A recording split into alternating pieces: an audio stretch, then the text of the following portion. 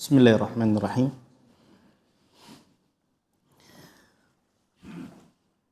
Assalamualaikum warahmatullahi wabarakatuh. Alhamdulillah. Alhamdulillahi nahmaduhu wa nasta'inuhu wa nastaghfiruh wa nastahdihi wa na'udzu billahi min shururi anfusina wa sayyiati a'malina. May yahdihillahu fala mudilla lahu ومن يضلل فلن تجد له وليا مرشدا أشهد أن لا إله إلا الله وحده لا شريك له وأشهد أن محمدا عبده ورسوله لا نبي ولا رسول بعده أما بعد Bapak Ibu hadirin ikhwan dan akhwat azani Allah wa iyyakum. Alhamdulillah, kembali kita panjatkan puja dan puji syukur kita kehadirat Allah Subhanahu wa taala, yang mana Allah Subhanahu wa taala terus memberikan kita berbagai macam kenikmatan, tentunya untuk kita manfaatkan, menambah bekal demi bekal, pundi-pundi amal saleh kita untuk kembali kita ke kampung akhirat. Fahayya ila jannatil lati hiya manaziluka al-ula wa fiha mukhayyamu. Mari kita kembali pulang kampung ke surga, yang mana di surga terdapat tenda-tenda yang sangat indah.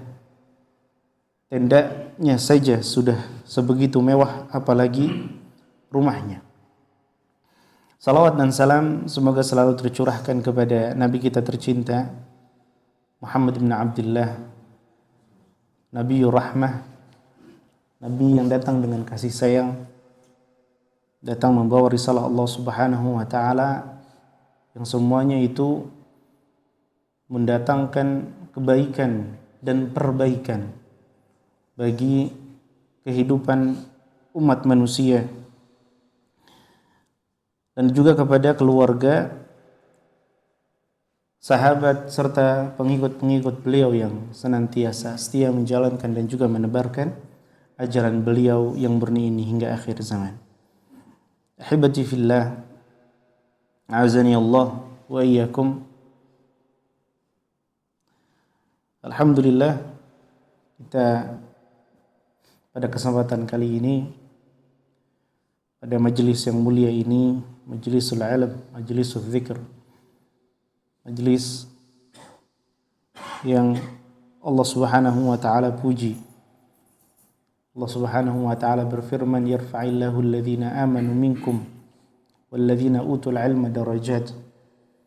Allah Subhanahu wa taala berikan, angkat orang-orang yang beriman.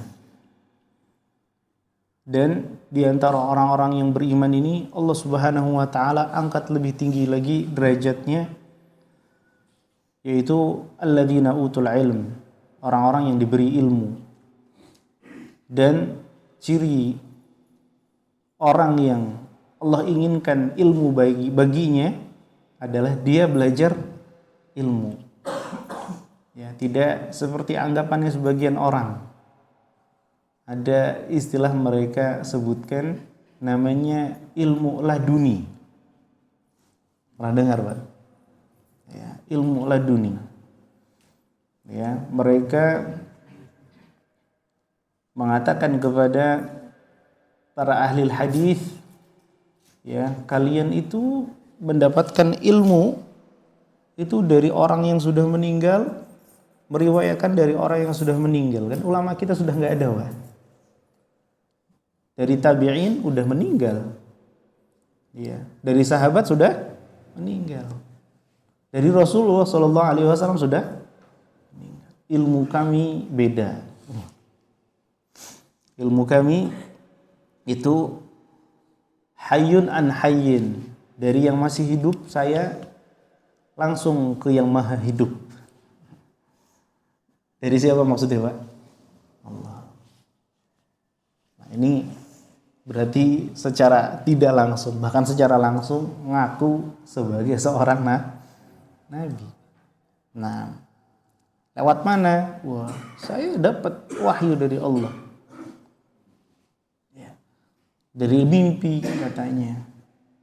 Dari merenung, ini bahasa lainnya meditasi, Pak. Ini bukan wahyu, Pak. Wangsit. Nah, wahyu sangit ya. Nah, maka subhanallah, nikmat luar biasa Allah Subhanahu wa taala muliakan kita dengan hidayah ilmu, dan subhanallah tandanya adalah Allah gerakkan hati kita untuk masih sudi duduk di majelis ilmu. Itu luar biasa. Alhamdulillah, ilmu yang sedang kita pelajari insyaallah pada kesempatan pagi yang penuh berkah ini adalah ilmu sebaik-baiknya ilmu, karena ini ilmu tentang Allah Subhanahu wa taala, ilmu dasar dari semua syariat Allah Subhanahu wa taala, yaitu al-aqidah, keyakinan.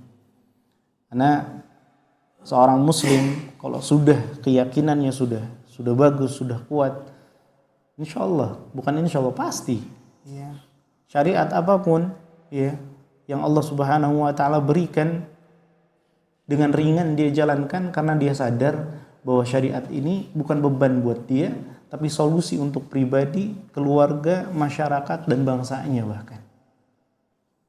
Subhanallah. Dan pembahasan kita kali ini tentang mudahana. Ya, mudahana. Mudahana ini kaitannya dengan al-wala wal bara yang kita bahas pada pertemuan sebelumnya, antara cinta dan benci. Mudahanah ini adalah model, salah satu model toleransi,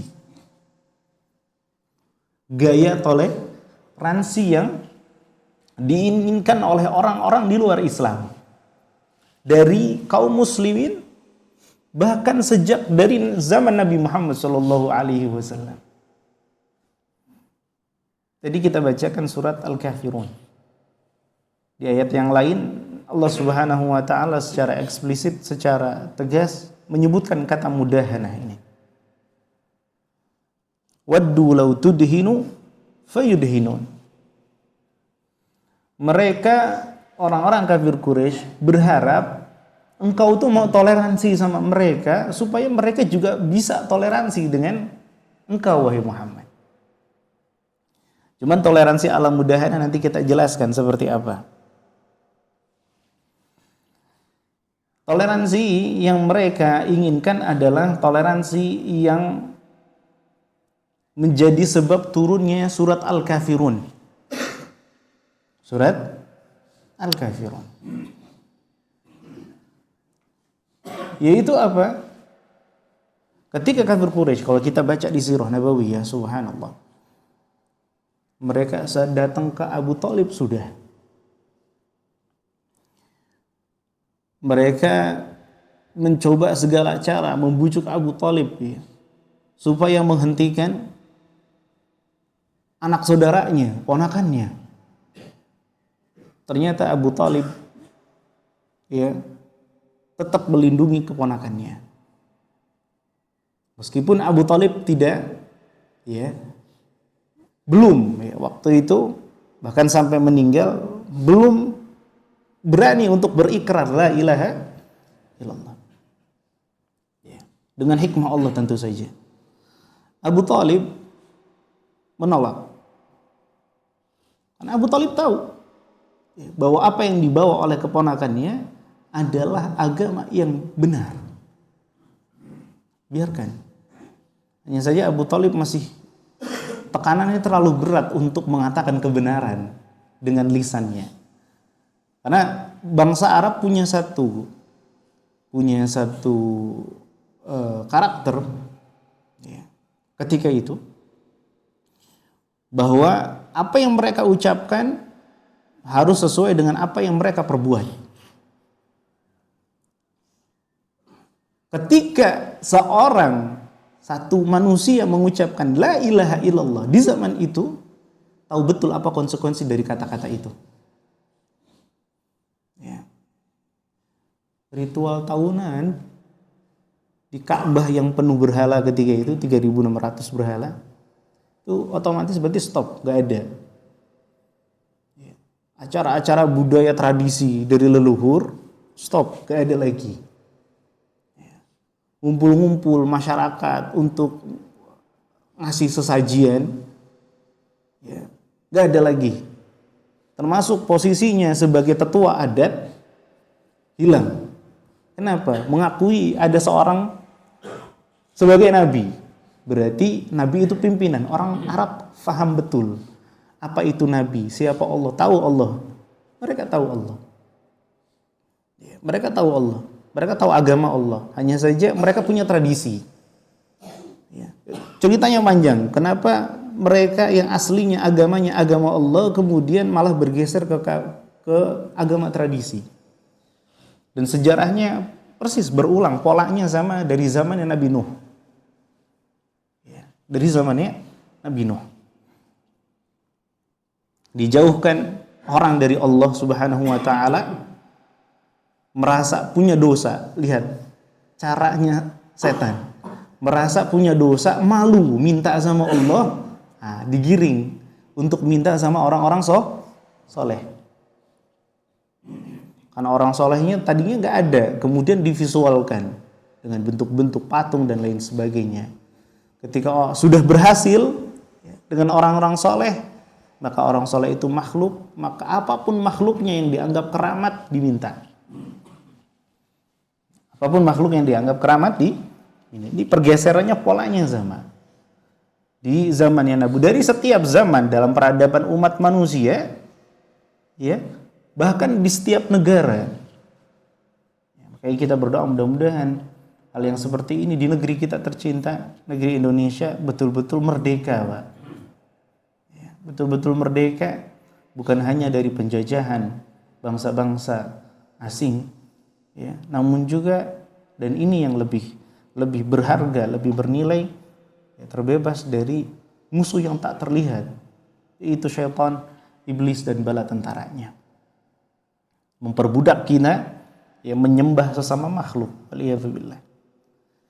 Singkat cerita, Nabi SAW dicegat oleh orang kafir Quraisy, mau dibunuh nggak bisa, karena masih ada pamannya. Kejadian masih di Mekah, dilindungi.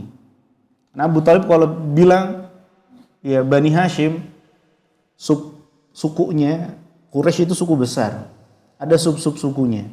Ya, sukunya Nabi Muhammad SAW ini Bani Hashim. Bani Hashim kumpul, kita serang sukunya Abu Jahal, serang, perang, Pak. Beneran perang. Ya. Orang Arab itu perang itu hal biasa. Ya.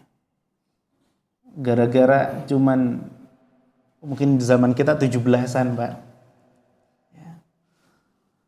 Ada yang curang, itu perang sampai 40 tahun. 40 tahun. Cuman urusan lomba 17. Ada yang kalah gak terima. Perang 40 tahun. Kebayangan, Pak.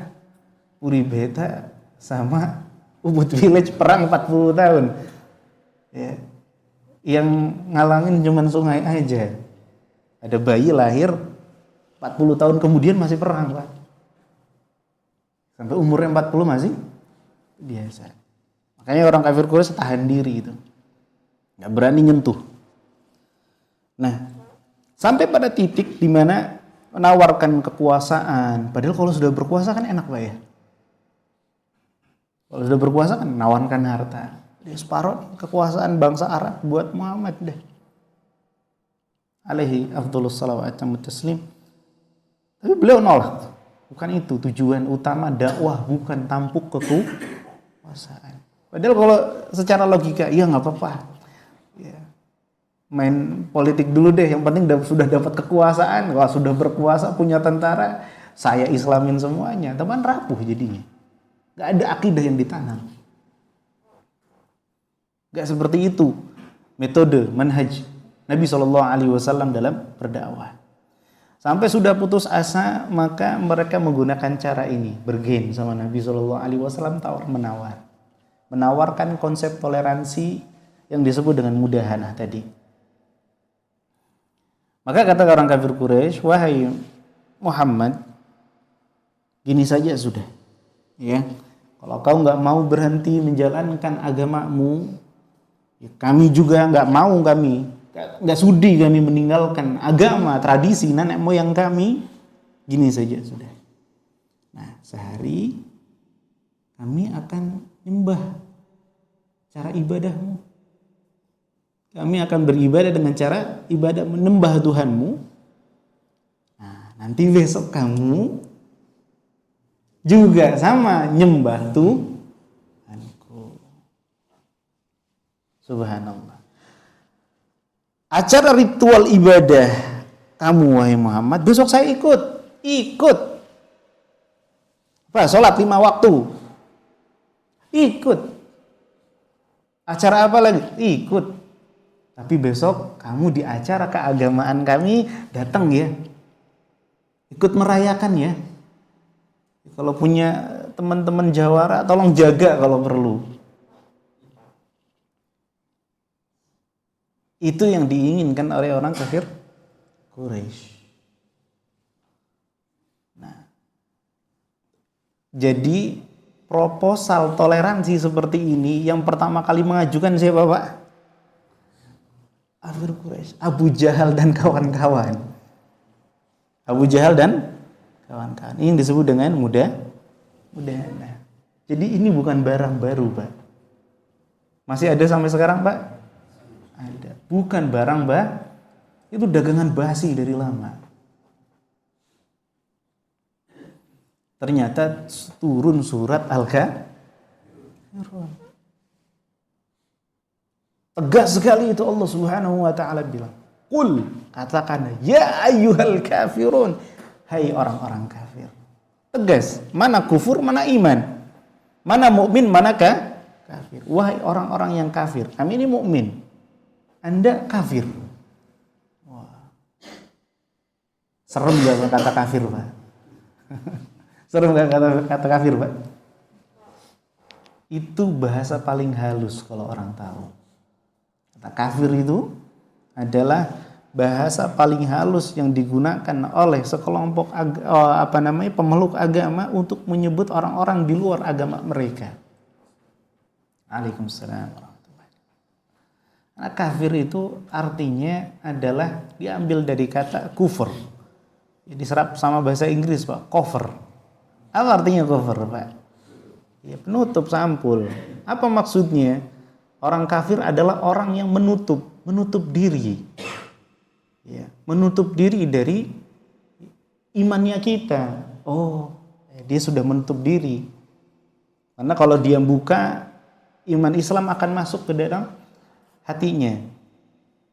Dan kata kafir ini digunakan lebih umum daripada yang sebagian orang kira. Orang mengira orang kafir adalah orang di luar Islam. Bukan. Ya, orang yang beda agama. Jadi orang kafir itu, ya, padanan katanya orang asing. Orang asing. Non muslim buat muslim adalah begitu juga sebaliknya. Kita Pak, kalau orang non muslim dibilang sama muslim kafir, tersinggung Pak. Tersinggung. Padahal kita muslim, kalau dibilang kafir sama non muslim, bangga. Kok bisa bangga? Karena Allah Subhanahu wa taala berfirman, "Wa may yakfur bit-taghut wa yu'min billah." Barang siapa yang kafir terhadap sesembahan selain Allah dan beriman kepada Allah.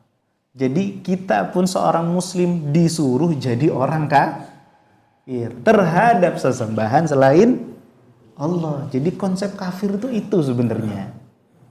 Ya. Bahwa supaya ada garis yang jelas, ya. Kita ini beda agama. Ya. Oh gitu sih? Ya. Kenapa tidak boleh? Karena itu akan membedakan, masing-masing punya aturannya. Syariat Islam diturunkan buat siapa, Pak? Buat orang Islam. Kenapa itu menjadi tabu? Sedangkan kita hidup di zaman ya, yang mana kebangsaan kita dituntut untuk diperjelas, kan gitu. Kenegaraan kita, misalnya kita orang Indonesia, harus jelas mana bedanya orang Indonesia dengan orang Amerika. Kan gitu. Mana WNI, mana Kenapa? Karena ada undang-undang mengikat masing-masing status tadi. Nggak bisa abu-abu. Jadi Anda WNI bukan? Saya udah tinggal di sini 3 tahun, Pak. Dengan logat cadelnya misalnya. Tapi paspornya belum WNI. Undang-undangnya beda. Aturan yang mengikatnya beda. Itu supaya ada penjelasan, bukan untuk terasa tabu atau tidak tabu. Ya, Muslim punya aturan. Anda bukan Muslim, Anda nggak perlu ikut aturannya orang Islam. Anda nggak dituntut. Ya. Nah, ini ketika orang-orang kafir Quraisy mengusulkan tadi cara bertoleransi seperti ini, jelas ditegaskan, qul ya ayyuhal kafirun, wahai orang-orang yang kafir. Ya. Subhanallah, kalimatnya diulang, la a'budu ma ta'budun, aku tidak menyembah apa yang kau sembah, wala antum abiduna ma'abud, kamu juga nggak perlu nyembah apa yang saya sembah selama kamu pakai agama itu. Jelas aturannya. Diulang lagi, wala ana abidum ma abadtum, aku nggak akan nyembah apa yang kalian sembah, kalian juga nggak akan sembah apa yang saya sembah. Lakum dinukum waliyadin, bagimu agamamu, bagiku agamaku. Anda punya aturan agama Anda sendiri. Oh, ada larangan bulan ini, ada larangan nggak boleh begini, nggak boleh begitu, kan begitu, Pak? Ya, kalau habis ngelakuin ini pantangannya A, B, C, D. Kalau biar lancar ya, harapannya, maka pantangannya, syaratnya 1, 2, 3, pantangannya A, B, C, D. Kan gitu, Pak? Ya, alhamdulillah di dalam Islam ini merdeka, Pak. Nggak ada pantangan. Nggak ada pantangan. Ribet, Pak. Orang yang terbelenggu kesyirikan, bahkan mau keluar rumah saja arahnya aja diatur, Pak.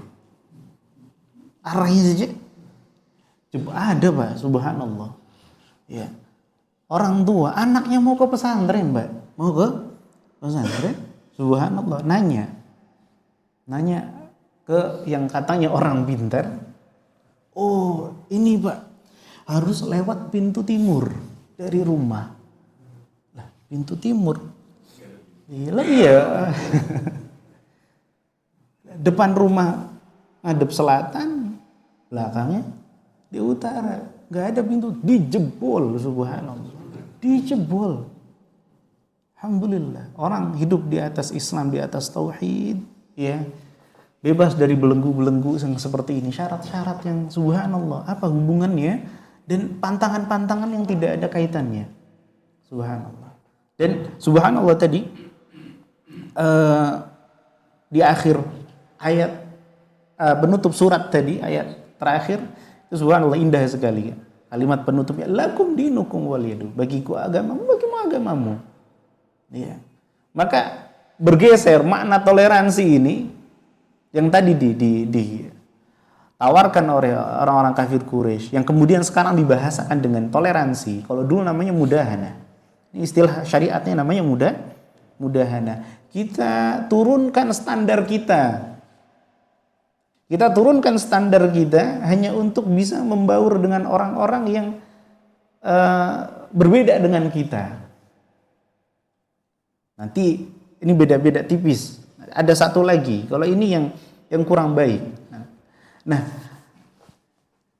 sekarang perbuatan mudahana ini dinamakan dengan toleransi. Yang sebenarnya ini maknanya sudah bergeser, toleransi yang dimaksud. Katanya toleransi, tapi nyatanya tadi sebenarnya bukan konsep toleransi, jemaah. Mudahana ini bukan konsep toleransi, tapi lebih tepatnya konsepnya kolaborasi. Masa iya dalam urusan akidah kolaborasi? Akidah itu sakral. Akidah itu sakral. Jangankan dalam urusan akidah, Pak. Urusan makan aja, Pak. Urusan makan. Mungkin kita sering lihat pizza, Pak ya. Itu aslinya makanan mana, Pak? Itali, Pak. Ya. Pizza itu kan roti gepeng gitu kan dikasih. Ya, macam-macam lah, entah daging-dagingan pakai keju, kalau enggak pakai saus tomat gitu kan. Coba, Pak, kalau dikecapin, Pak, di depan orang Itali, ngamuk. Bikin pizza toppingnya seblak, waduh, ngamuk, Pak, nggak terima mereka. Tapi kan kita kolaborasi, wah, ini tersinggung loh, urusan makanan, urusan perut, subhanallah. Orang boleh tersinggung dan mereka dihargai karena mereka tersinggung dengan hal ini. Berarti mereka kuat secara budaya, ya. Mereka kuat identitasnya. Identitasnya kuat. Bahwa yang namanya pizza ya begini. Gak ada pizza-pizza begitu. Pizza pisang coklat, waduh. Pizza itu makanan gurih. Ini kasih pisang coklat. Bisa marah mereka. Beneran bisa marah. Cara makannya saja ini, kalau tadi mungkin sudah dimodifikasi, cara makannya saja. Makan pizza kan harusnya dipotong dalam keadaan terbuka, kemudian dipotong mirip segitiga kan begitu. Kalau kita balik, Pak, jadi martabak, dilipat, dipotong kotak-kotak, ngamuk mereka. Marah. Nah, itu jadi malah sesuatu yang wah, keren, berarti orang Italia punya ya, kuat, identitasnya kuat. Ini sekarang mau di tadi ya, identitas antara satu agama dan agama yang lainnya ingin dikaburkan, padahal maksudnya adalah masing-masing agama ini punya aturannya sendiri-sendiri. Yang harusnya toleransi, cukup toleransi, malah masuknya kolaborasi. Ya bisa kita kolaborasi menyembah Tuhan yang berbeda.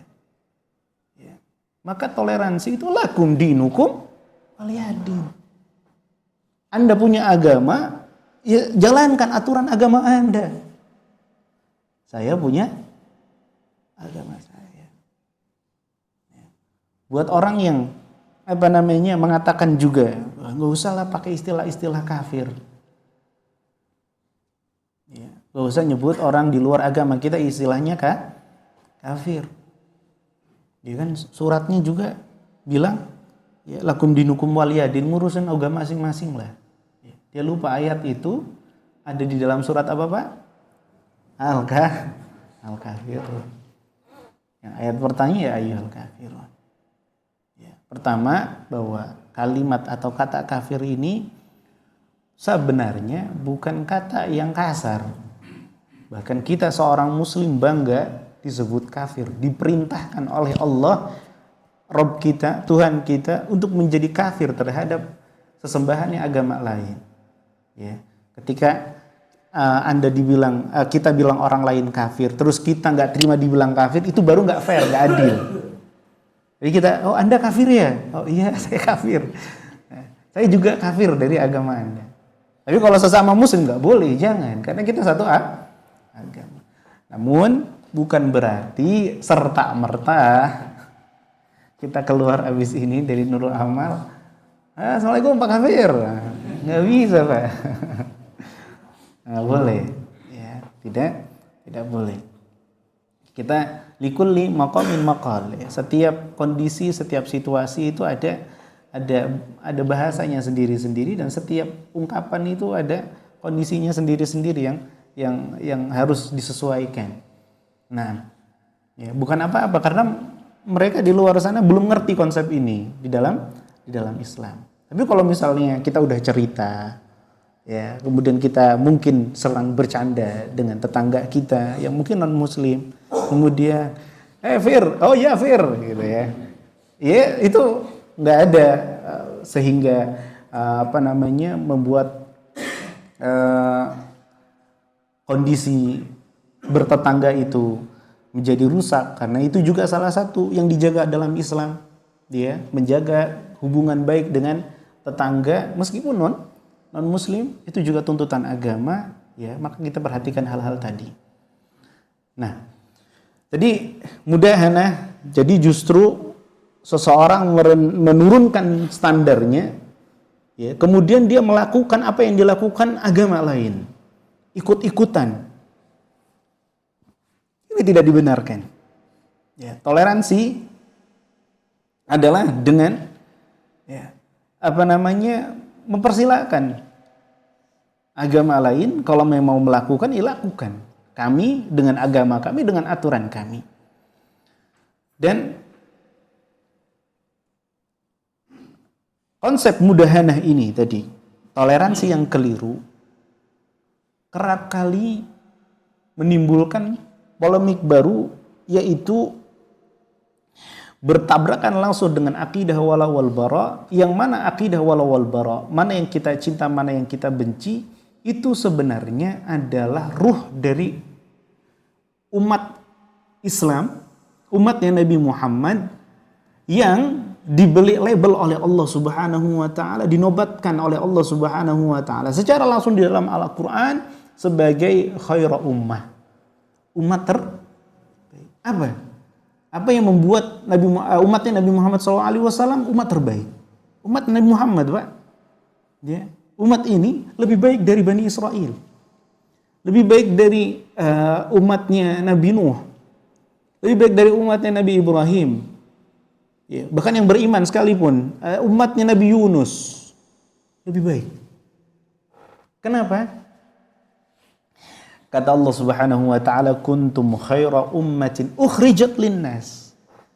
Kalian adalah umat terbaik yang dikeluarkan dalam sejarah peradaban umat manusia, untuk manusia. Ternyata cirinya yang Allah Subhanahu wa taala sebutkan, ta'muruna bil ma'ruf wa tanhauna 'anil munkar. Kalian amar ma'ruf nahi munkar. Suka ngajak kepada yang baik-baik. Pak, yuk kita patungan yuk. Kita bikin program bagi sembako. Masya Allah, semangat. Oh, ini ada kajian di Nurul Amal. Kita patungan buat sarapan misalnya. Buat ada gorengannya. Ya, oh saya tehnya. Oh saya sumbang air mineralnya. Semangat. Ya. Tapi ada yang lebih sulit. Apa itu? Wa tanhauna 'anil munkar. Ya, mengingatkan. Ya, mengingatkan orang ketika berbuat salah. Ngajak orang baik itu mudah, Pak.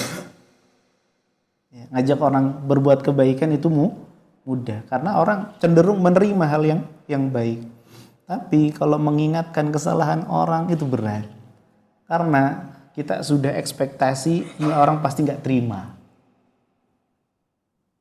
Wa tanhauna 'anil munkar. Dan subhanallah, ya ini apa kaitannya tadi antara mudahana ya toleransi yang keliru, kemudian wal wala wal bara, dan ternyata ujungnya adalah amar ma'ruf nahi munkar, yang itu menjadi ya sifat utama, syarat utama kita umat Nabi Muhammad, masih disebut, bahkan jelas disebut sebagai umat terbaik. Sebagai ilustrasi jemaah, kalau seandainya ya katakanlah kita lagi di jalan, naik berkendara,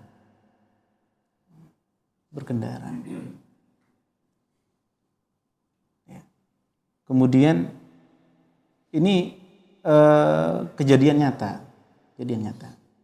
Ada kawan dulu, ya, dia baru belajar nyetir. Ya, di salah satu kota, tapi kebetulan bukan di Jakarta. Dia belajar nyetir, ya, ada mobil di depan. Waktu itu dia nyalip atau dari belakang, nubruk. Ya, kita lagi nyetir enak-enak, kita nggak ugal-ugalan, kita santai, jalanan lebar, lega. Tiba-tiba kendaraan kita ditubruk, kesel nggak? Siapapun yang nubruk pasti kita benci orangnya. Ya, siap-siap dong, Mbak. Ya. Sumpah serapah dan lain sebagainya. Oh, itu kata-kata mutiara akan keluar semua. Kita akan nasihati, ya kan? Nah, kamu tuh yang benar, pasti panjang itu nasihatnya. Semangat luar biasa kita untuk menceramai pelaku itu karena sudah kesal sekali, sudah benci sekali sama dia. Ya, tentu ada kadarnya ya, ada kadarnya. Ketika keluar, dia, anak muda pantas, ya, bawa mobilnya ugal. Kamu sekolah di mana sih? Oh, maaf Pak, saya sekolah di pesantren di Jawa. Pesantren apa? Pesantren ini. Dia tahu pesantrennya. Dia tahu pesantrennya. Oh, pesantren itu. Melunak, Pak. Karena ada kesamaan, timbul rasa, ya kita boleh katakan cinta. Rasa, oh ini orang kita. Ya. Orang kita. Gitu lah ya. Orang awak ini. Ya. Orang kita ini sepengajian sama saya ini kalau pesantrennya ini. Tiba-tiba marahnya hilang, ya. Nasihatnya hilang juga sudah. Ya sudah, apa-apa jalan saja. Ya. Dari kejadian ini kita bisa melihat kalau seseorang ya terlampau cinta pada pelaku kesalahan, terlampau cinta terhadap pelaku kesalahan, kadangkala, nggak selalu memang, tapi kadangkala membuat kita semangat tadi untuk nasehatin, semangat untuk negur dan hilang, Pak. Jadi nggak enak. Atau mungkin jadi ya sudahlah, toleransinya justru membuat dia meninggalkan amar ma'ruf nahi munkar. Kalau seandainya tensinya tadi tetap agak tinggi atau paling tidak dijaga, jadi pelajaran buat dia. Tapi kalau seperti tadi, oh nggak apa-apa, nanti kalau ada stiker yang satu pengajian, mobilnya kita tabrakin aja, ngulang lagi. Ini kejadian nyata. Nah, dan itu memang sifat alami manusia. Kalau kita toleransinya menurunkan standar kita, sehingga gak enak, apa-apa mau negur gak enak. Ya, berdakwah, menyampaikan kebenaran, sudah gak enak lagi. Ya, oh dia sudah baik sama saya. Maka dalam hal ini, subhanallah, Allah Subhanahu wa taala berfirman dalam surat Al-Maidah, lu'inal ladzina kafaru min bani Israil. Dilaknat. Apa arti dilaknat? Dijauhkan dari rahmat Allah Subhanahu wa taala. Siapa mereka? Orang-orang yang kafir dari Bani Israil. Bani Israil enggak semuanya kafir, banyak yang beriman di antara mereka. Yang kafir dilaknat. Yang melaknat siapa? Subhanallah, ala lisani Dawud. Yang melaknat mereka adalah Daud, nabi pertama yang menggabungkan dua garis keturunan mulia di dalam Bani Israel, yaitu keturunan nabi dan keturunan raja. Beliau yang pertama. Biasanya kalau yang namanya raja itu keturunan raja semua. Yang namanya nabi ya nabi. Jadi Bani Israel ada 12 suku. Ya, satu suku itu ngeluarin nabi saja. Satunya lagi ngeluarin raja saja, bangsawan saja. Yang satunya bangsawan, satu agamawan. Nabi Daud menggabungkan dua kemuliaan itu dan ternyata beliau pun mengutuk, laknat. Ya. Orang-orang kafir dalam pada Bani Israel. Wa Isa bin Maryam, dan juga sama Nabi Isa juga mengutuk mereka. Dan kita tahu akhlaknya para nabi. Kalau sampai mengutuk berarti sudah sangat-sangat keterlaluan sekali. Kenapa? Dzalika bima asau, karena mereka kecanduan maksiat, hobi sekali maksiat. Yang haram dihalalkan, enggak boleh kok. Selama itu menguntungkan, ada materinya, dihalalkan. Dia ambil keuntungan materinya meskipun dia ngambil kemaksiatan. Jualan khamr boleh. Dia nggak mabuk mungkin. Tapi dia dapat keuntungan dari khamr tersebut, dia ambil buat bisnis. Ya. Nah, orang-orang Yahudi suka bisnisnya apa, Pak? Bisnisnya jual senjata. Zamannya Nabi SAW datang ke Madinah kan itu yang terjadi. Aus sama Khazraj, dua suku Arab sama-sama, mereka bersaudara, diadu terus. Kenapa? Biar masih bisa tetap jual senjata. Ya, anak panah 150.000 dikali 100, kelihatan sehari dapat sekian ribu anak panah. Ya, kali sebulan, kali setahun. Makanya dipelihara konflik itu buat jual senjata. Ini bisnis dari zaman dulu juga sama, Pak. Ya, aktornya dia juga. La yatanahawna 'an munkarin fa'alu dzalika bima asaw wa kanu ya'tadun. Dan mereka maksiat sampai melampaui batas. Ya. Semua maksiat itu melampaui batas, sekecil apapun. Ditambah lagi sifat mereka kanu la yatanahawna 'an munkarin fa'alu. Mereka enggak pernah menegur sesama mereka kalau ada kesalahan. Karena memang ya, secara sosial memang lebih berat menegur orang, menunjukkan kesalahan orang daripada ngajak kebaikan, Pak. Ya, aduh marah nggak ya? Aduh diterima nggak ya? Nanti saya dibenci nggak ya? Nanti saya dianggap ekstrim nggak ya? Kan gitu, Pak. La yatanahawna an munkarin fa'alu. Maka Allah Subhanahu wa taala celah dengan firman-Nya, la bi'sa ma kanu yaf'alun. Maka betapa buruknya apa yang mereka lakukan. Lalu bagaimana ya sikap kita kepada orang-orang yang tadi yang harusnya dibenci, baik secara utuh orang-orang yang tidak ada amal soleh, itu orang-orang kafir, karena amal solehnya semuanya ditolak, ataupun orang muslim yang mencampurkan dengan amalan soleh antara amalan soleh dan amal maksiat. Ya. Maka ini para ulama menjelaskan ya, yang seperti ini ada yang namanya mudarah. Itu apa? Mudarah. Kalau tadi mudahana, toleransi konsep yang keliru. Kalau ini mudarah, ini toleransi yang benar. Toleransi yang benar, yaitu adalah menghindari mafsadat, menghindari hal yang lebih buruk, ya, atau kejahatan. Dengan apa? Dengan ucapan yang lembut, ya, kekerasan dan sikap kasar.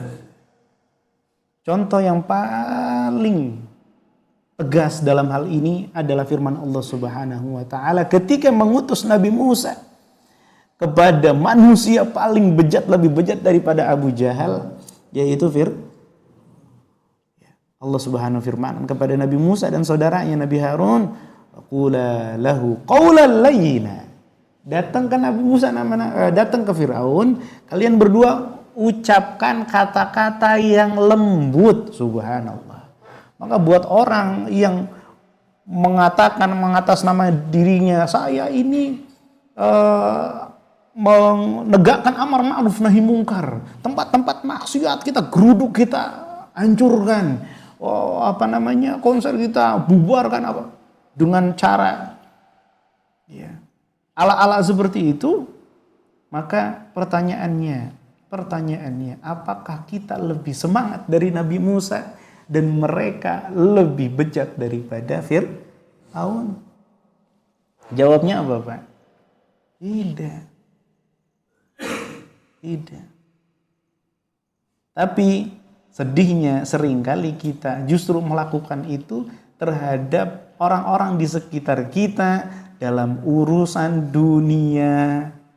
Kesalahan urusan dunia, ya, dibikinin kopi lupa dikasih gula padahal suka yang manis. Waduh, ngamuknya panjang berjilid-jilid. Ya.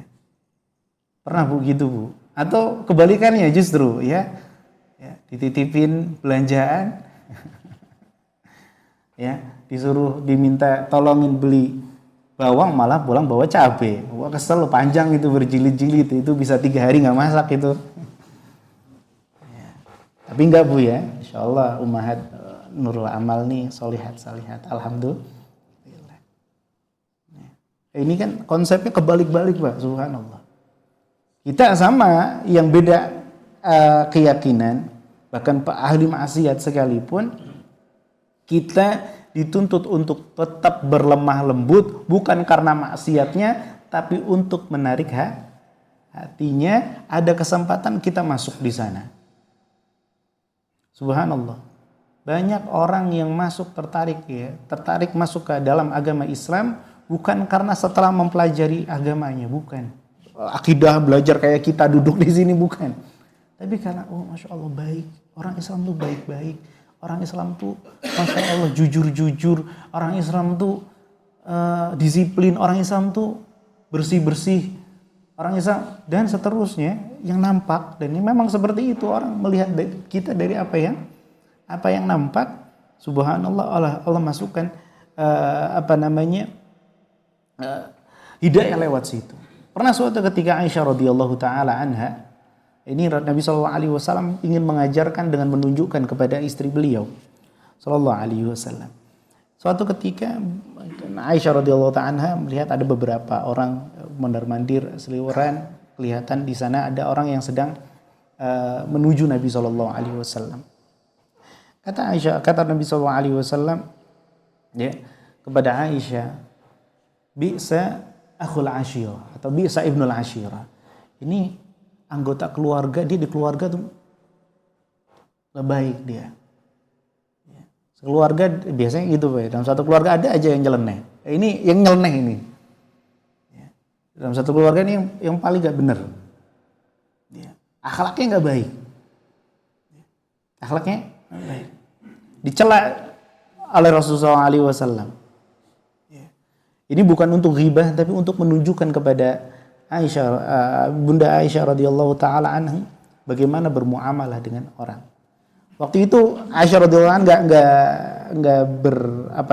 nggak menyangka apapun. Ternyata orang ini datang betulan mendatangi Nabi Shallallahu Alaihi Wasallam. Dan sekali lagi ini orang bukan orang baik. Ketika ketemu sama Nabi Shallallahu Alaihi Wasallam, maka Nabi Shallallahu Alaihi Wasallam ngomong pelan, lembut sama dia. Gimana Mas? Masya Allah. Ya mungkin kalau bahasa kita Pak ya. Enggak secara harfiah mengatakan seperti itu. Nah, lemah lembut sama Nabi Shallallahu Alaihi Wasallam, diajak ngobrol santai, senang. Dia nyaman di dekat Nabi Shallallahu Alaihi Wasallam. Ketika ada orang yang dalam tanda kutip kurang baik, nyaman dengan orang baik, kan di saat itu kita bisa menularkan kebaikan sama dia. Kalau ada orang yang sudah, pecian jenggotan lah, males. Gimana kita mau menebarkan kebaikan sama orang-orang tersebut? Cadaran, jangan salah, orang cadaran tuh ramah-ramah loh. Kemarin saya punya pengalaman ABCD dan seterusnya. Oh gitu ya. Sampai ada kejadian anak kecil main di taman, jadi cerita lagi, nggak apa-apa ya. Main di taman, Ketika itu dia entah lagi kehilangan sesuatu, kemudian dia entah didatengin atau datengin. Intinya ketemu sama ibu-ibu cadaran. Mbak-mbak lah ya. Mbak-mbak cadaran. Ibunya takut. Kalau nggak salah waktu itu lagi masih tersisa isu-isu terorisme, yang cadaran itu teroris dan lain sebagainya. Ibunya takut. Wajar ini Pak, kekhawatiran karena terimbas informasi yang salah begitu ya. Kemudian, "Nah, jangan nak, sini, hati-hati ada ninja dan lain sebagainya." Ya. Tapi si tadi mbak-mbak tadi yang cadaran itu ya ramah sama anaknya, diajak main diajak bercanda, ngobrol dan lain sebagainya. Ya. Apa kata si anaknya ke ibunya? "Gak apa-apa bunda, mbak ninjanya baik kok." Subhanallah. Nyaman. Ya. Maka kalau misalnya ada ummahat, akhwat, ya, ketemu sama orang di jalan, kita ajak ngobrol dan lain sebagainya, nggak pakai kerudung pun masih nyaman duduk di samping kita, masya Allah. Kita bisa masuk. Ya. Ada subhanallah yang sampai mengatakan, ya mudah-mudahan bisa nanti berhijab ya, masya Allah, iya, doain ya mbak. Itu kata-kata yang keluar, bukan percuma pakai cadar. Bukan itu kata yang keluar, tapi malah minta didoakan. Subhanallah, senang orang ya. Jadi yang betul adalah mudarah ya, kita berlemah lembut supaya orang tertarik dengan berada di sekitar orang baik, jadi dapat kebaikan, bisa kita tularkan, bukan malah bikin mereka trauma. Pakai peci, pakai jubah, pakai jenggot, bawa pentungan, gedor-gedor tempat ini tempat itu, ya, orang ngeri Pak, orang ngeri. Akhirnya berimbas kepada, padahal itu sunnah Rasul, ajaran Rasul, akhirnya semua orang yang jenggotan tuh sama, orang yang kerudungnya besar-besar tuh sama, pasti orangnya begini, padahal akhlaknya madu. Ya, ini satu ekstrim kanan, satu ekstrim kiri. Yang satunya terlalu ya menurunkan standar, yang satunya terlalu kenceng. Enggak, Islam itu wasatan, tengah-tengah, moderat. Ya, antara ini dan ini. Ketika Aisyah radhiyallahu taala melihat Nabi sallallahu alaihi wasallam memperlakukan seperti itu, maka Aisyah radhiyallahu taala heran. Tadi katanya orang gak baik, kok malah dibaikin? Maka Nabi SAW bersabda, "Innallaha la yubghidu al-fuhsya wat tafahush." Allah Subhanahu wa taala gak suka kata-kata kasar. Aneh, di atas mimbar, di meja ceramah itu menggunakan kata-kata kasar yang gak nyaman diterima di telinga. Ini bukan cara Islam, bukan cara Nabi Muhammad SAW. Wattafahush, Allah nggak suka cara tadi ya, yang buruk dengan lisan ataupun yang buruk dengan fisik, Allah nggak suka.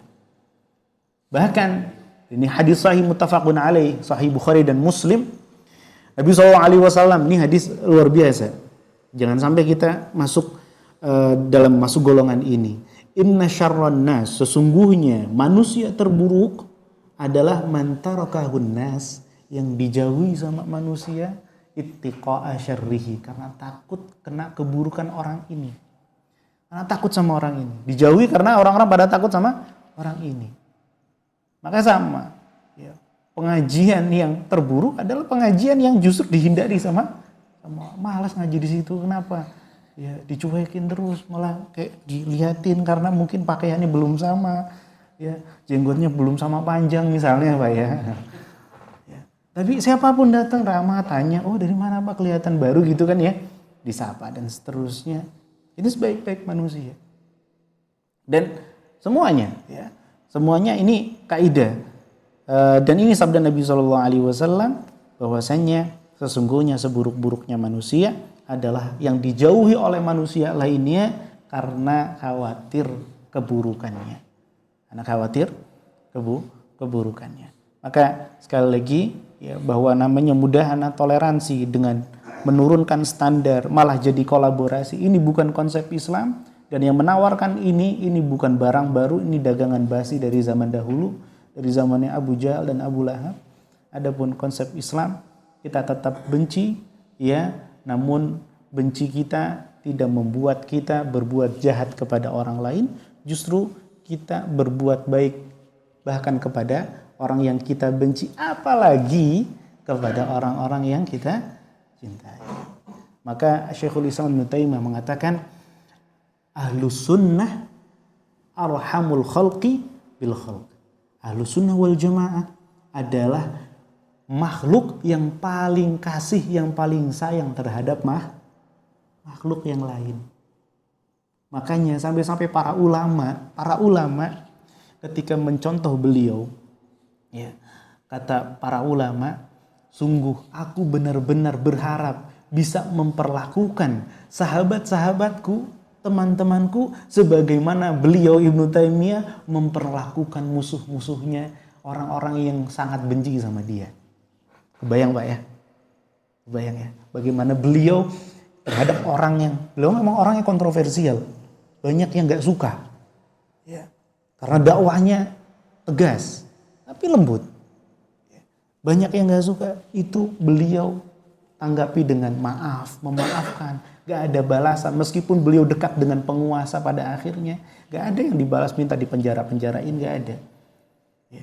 Sampai sebegitunya, saya berharap bisa memperlakukan sahabat-sahabat saya, orang-orang baik di sekitar saya, sebagaimana beliau memperlakukan musuh-musuhnya. Maka subhanallah, jadi antara akidah dan akhlak itu erat, tidak Pak? Ya, berkaitan secara langsung. Antara akidah dengan akhlak itu berkaitan secara langsung. Allahu sallallahu ala nabiyina Muhammad wa ala alihi wa sahbihi ajmain. Sudah berapa menit dari suruh Pak? 15 ya? Alhamdulillah. Baik, kalau begitu izin langsung tutup mungkin, atau ada satu pertanyaan barangkali? Cukup ya? Allahu sallallahu ala nabiyina Muhammad wa ala alihi wa sahbihi ajmain. Subhanakallahumma wa bihamdik, asyhadu an la ilaha illa anta, astaghfiruka wa atubu ilaik. Syukran lakum wal afu minkum. Assalamualaikum warahmatullahi wabarakatuh.